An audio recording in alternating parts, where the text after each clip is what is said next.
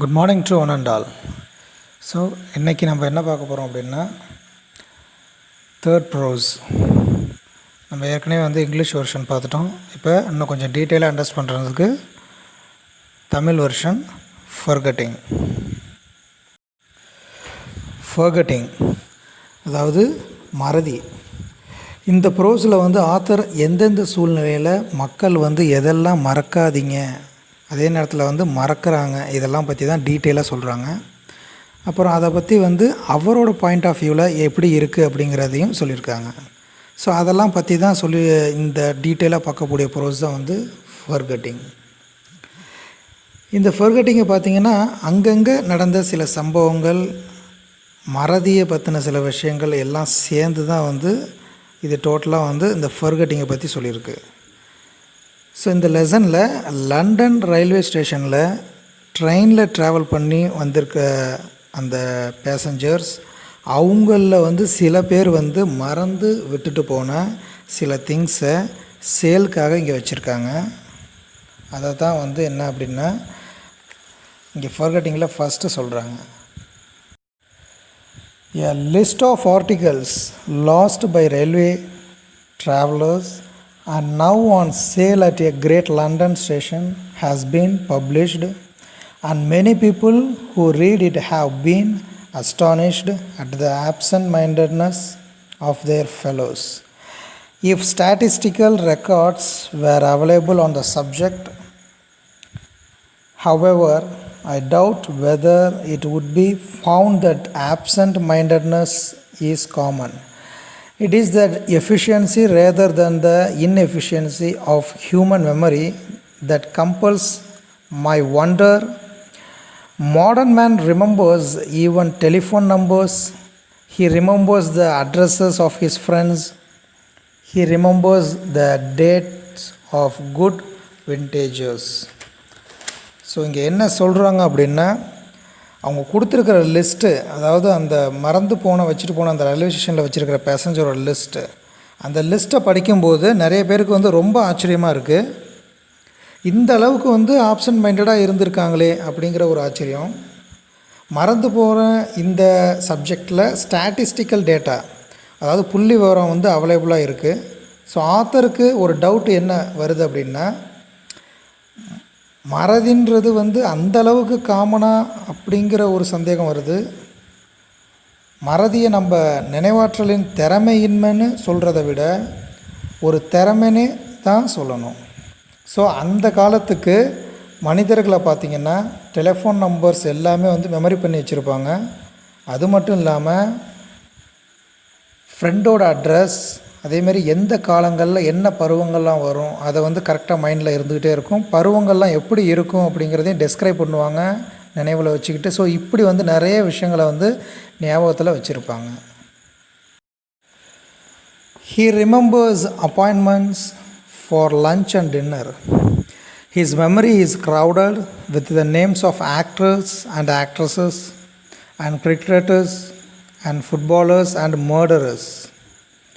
He can tell you what the weather was like in a long past August and the name of the provincial hotel and which he had a wild meal during the summer.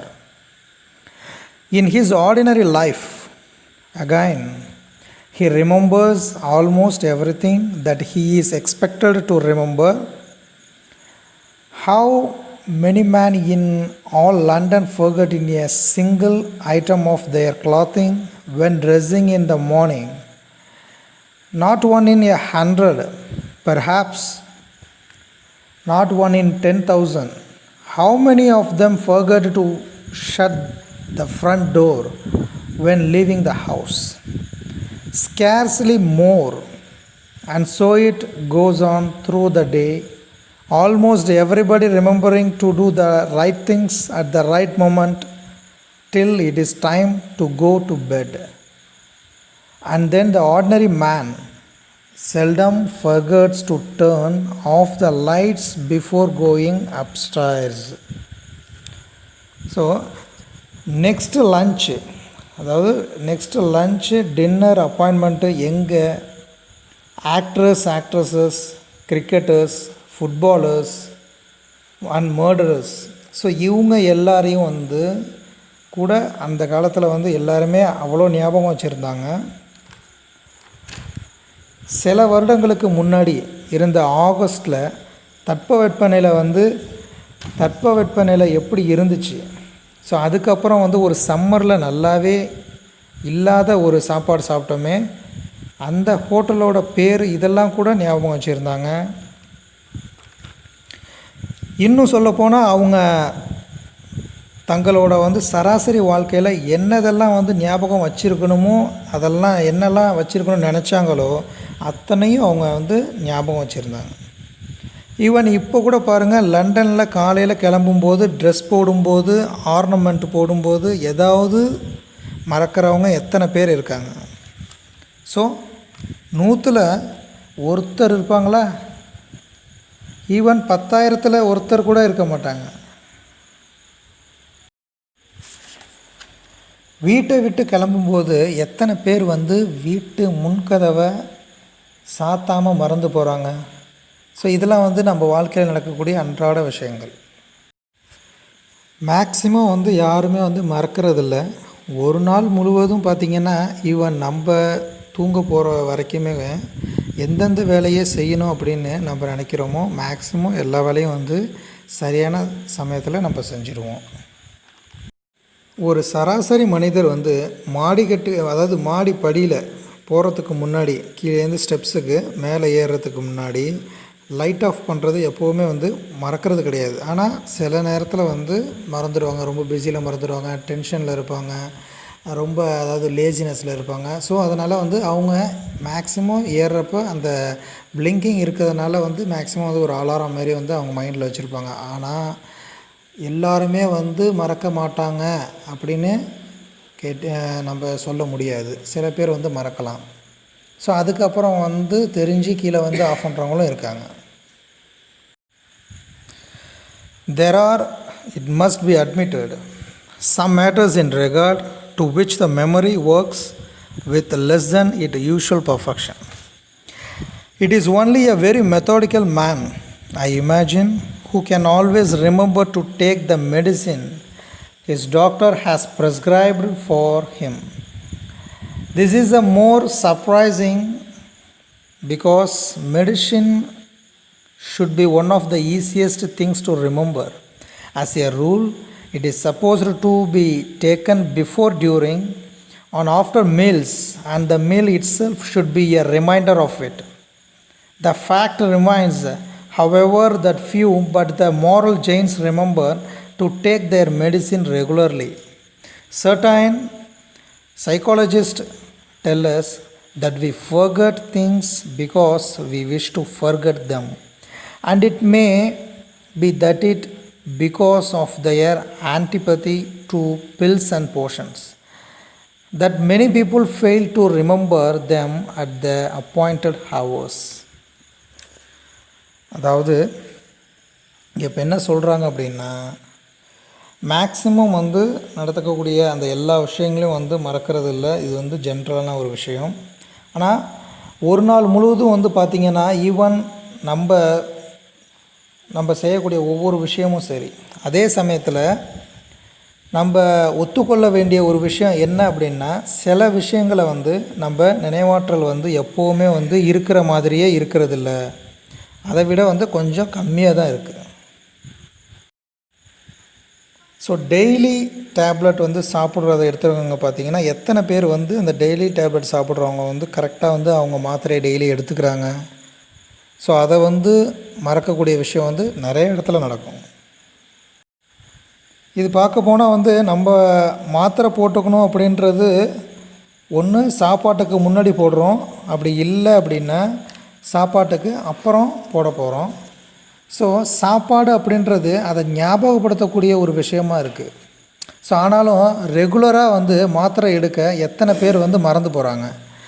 இதுக்கு psychologist வந்து என்ன சொல்கிறாங்க அப்படின்னா, ஒரு விஷயத்தை மறக்கிறது நமக்கு ரொம்ப பிடிச்சிருக்கு, ஸோ அதனால் நம்ம ஈஸியாக மறந்துடுறோம். இப்போ மாத்திரை போடாமல் இருக்கிறது ரொம்ப பிடிச்சிருக்கு, அதனால் வந்து மாத்திரை போடாமல் அந்த செயலை நம்ம மறந்துடுறோம்.